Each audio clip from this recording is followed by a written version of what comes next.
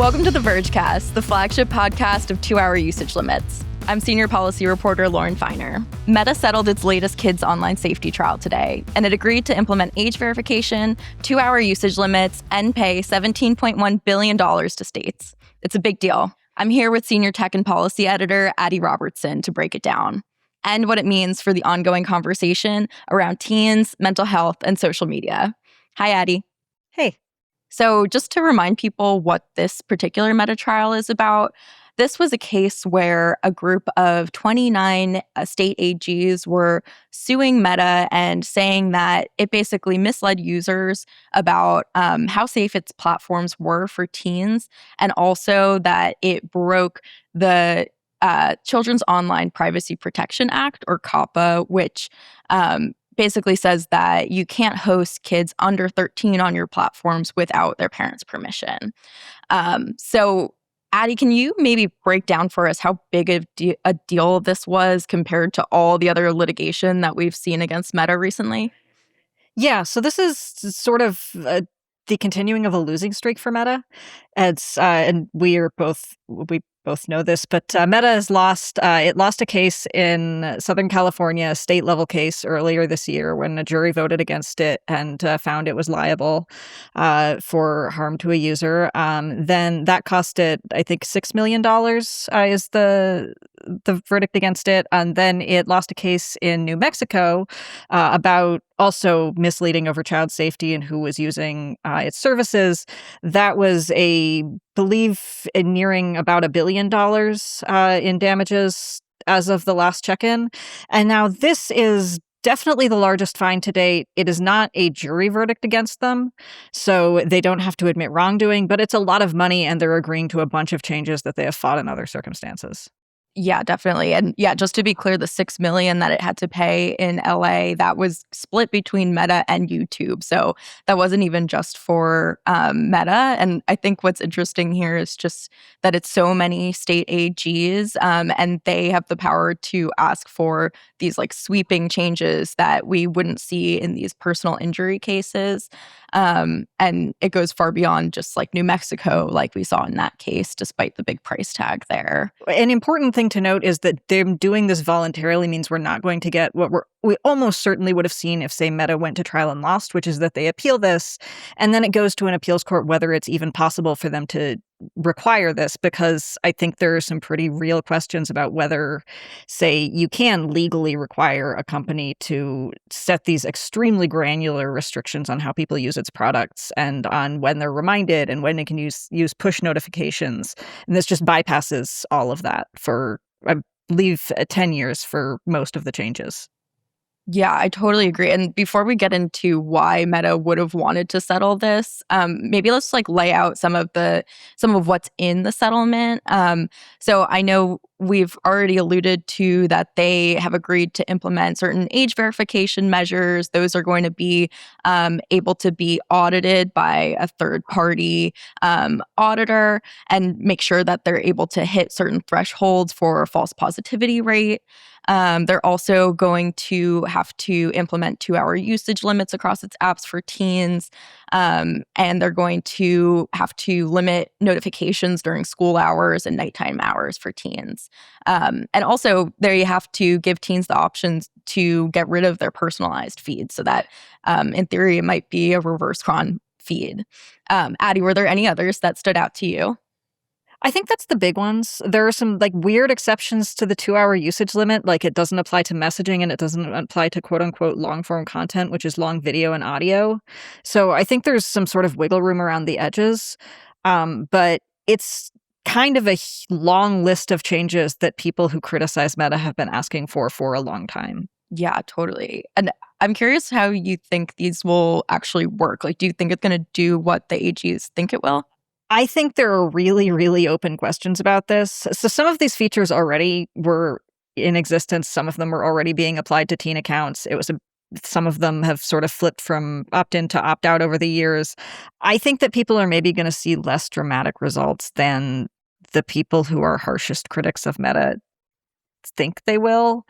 But It's definitely big changes. I think that age verification in particular that's a thing that's been going across the entire internet. I think there are really huge privacy implications there, potentially pretty significant risks.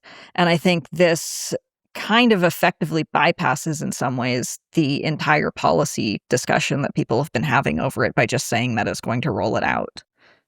Yeah, totally.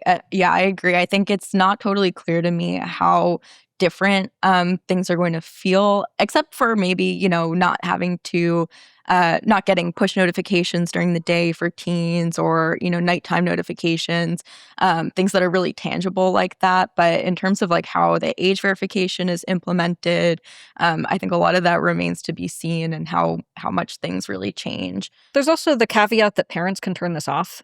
Yeah. There were also certain parts of the settlement, I think, where it kind of states like Meta already has taken steps to do XYZ, such as with their teen accounts. So I think there's certain things where Meta is leaning on the work it's already done in recent years and months to carry this out. Which it kind of did in response to these lawsuits, at least in the broad sense, that some of this is Meta is going to just continue doing changes that it made after it was sued. Yeah. So I guess let's get into the question of why Meta would have settled here. So you kind of talked a little bit about how you feel about it. Can you just expand on why you think Meta would have settled at this point and not gone all the way through? So Meta, as we've just mentioned, has lost a couple of cases. I think that there's a pretty clear sense that it's definitely not legally untouchable. It definitely is not necessarily very sympathetic to juries. And the risks if it loses are, I mean, you've written a lot about the bellwether trials, are in part that this informs the outcome for a bunch of trials down and cases in the future. And this way, they do not have to admit wrongdoing.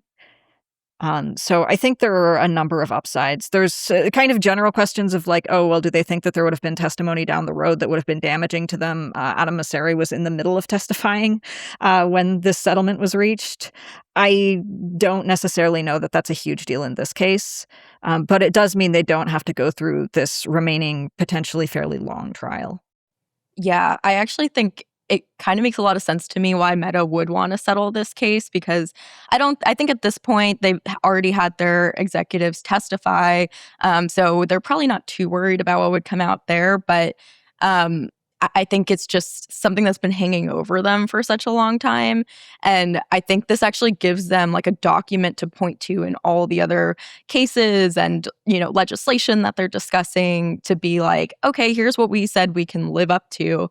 And, that might be easier for them to implement than some of the things that states or legislatures might otherwise want them to put in place.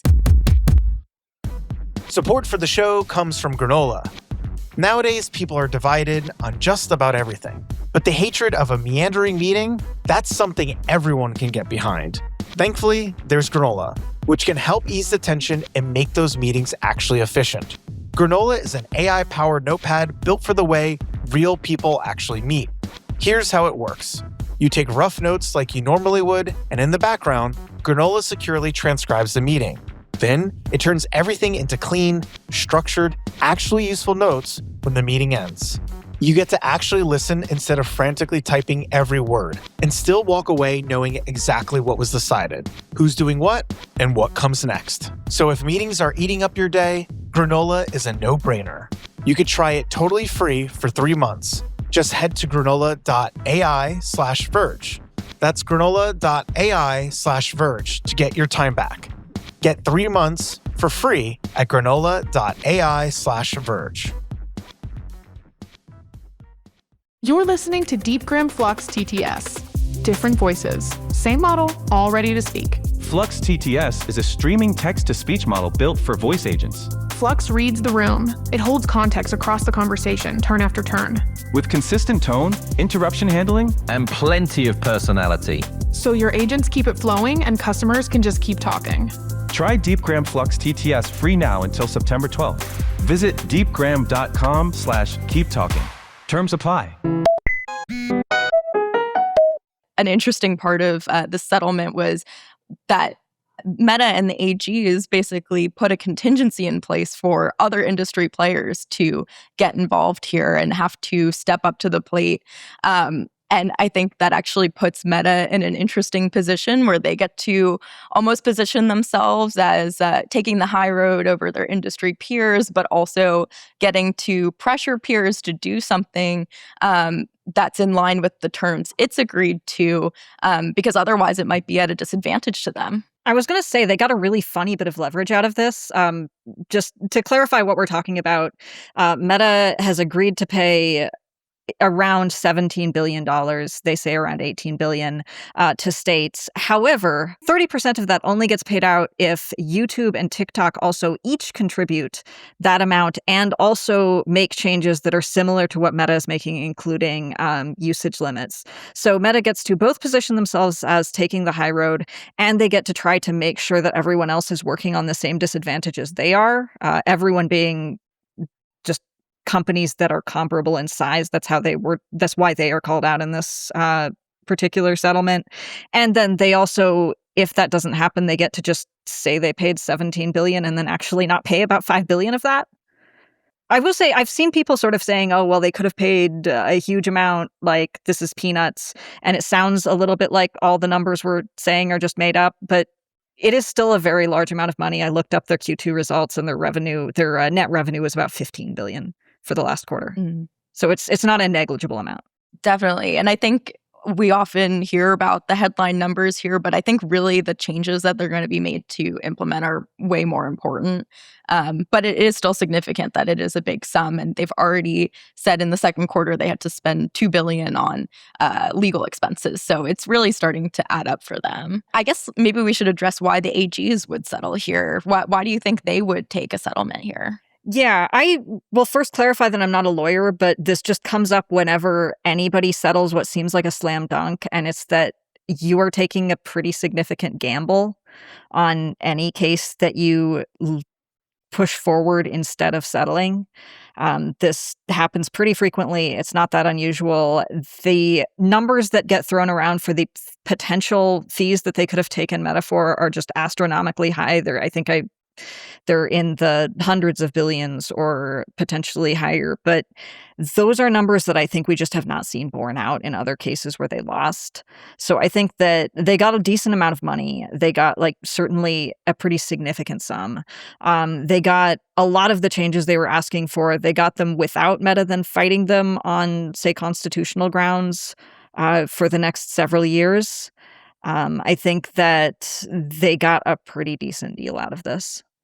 Yeah, I agree. And I think from the statements I've been seeing recently from groups that were supportive of the AGs and, parents who'd been leading this fight against the tech companies for a long time, it seems like they're pretty happy with what they got out of the settlement. And I think you're right that, any trial verdict would have been wrapped up in appeals for a long time. And so it's pretty significant for them to have gotten what they did.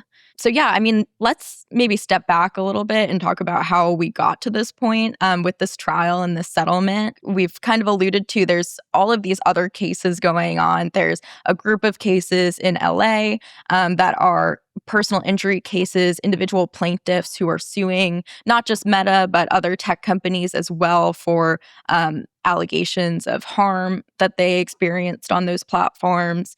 And then we have this other, big set of cases that this AG trial was a part of. And that also includes other personal, individual plaintiffs and also school districts that are suing several of the platforms over, just having to deal with mental health issues that they think were caused by platforms. So, that's a lot that's been going on. Plus, we have legislation in Congress and throughout the country dealing with kids' online safety issues. So I guess, how do you position, this settlement within that larger context of all of these cases? What's the significance of where this lands? I think that it's definitely not going to stop the existing cases, especially because all of them were filed before these changes were implemented. I do think that it means that Meta's not losing ground in a legal sense in the way that a loss would have given them. But I also don't think that it's going to really particularly stem the tide of, say, calls for legislation. It's funny that Meta also included a section in their blog talking about how they really hoped that we would make Apple and Google do more age verification. So they're still doing that. That's still going on. I think that this fight is absolutely not over. I think this was a skirmish in it. A very, very expensive skirmish for Meta. Yeah, I kind of chuckled at that part of the settlement where they talk about, Meta will take age signals from Apple and Google from their operating systems and app stores, which is something they've been lobbying across the country to make Apple and Google do. So I guess just to wrap it up, like what are the implications of this verdict beyond Meta for other industry players here? I think that the very obvious ball that got thrown is to YouTube and TikTok, as we've talked about. And I do feel like the thing Meta is going to be doing here is sort of normalizing a lot of the features that people have been calling for social media companies to implement. I don't totally know how all of them would work in other areas. Like, I don't know how you really do it 1 hour daily limit on YouTube, which is the home of largely long form videos, especially when even Meta isn't putting that limit on long form videos. Like, I don't really know how you translate some of these things across different apps. It's very sort of strange. But it does feel like Meta is potentially going to be raising the bar for what's considered normal. Yeah, absolutely. Well, thanks, Addie, for joining me to talk this out. Yeah, thanks for having me. That's it for the Vergecast. Let us know what you think. Call the hotline 866-VERGE11 or email vergecast@theverge.com. And to support everything we do here and get ad-free podcasts, subscribe to The Verge. We're part of the Vox Media Podcast Network. The Vergecast is produced by Josh Kajas, Eric Gomez, Brandon Kiefer, and Travis Larchuk. See you next time.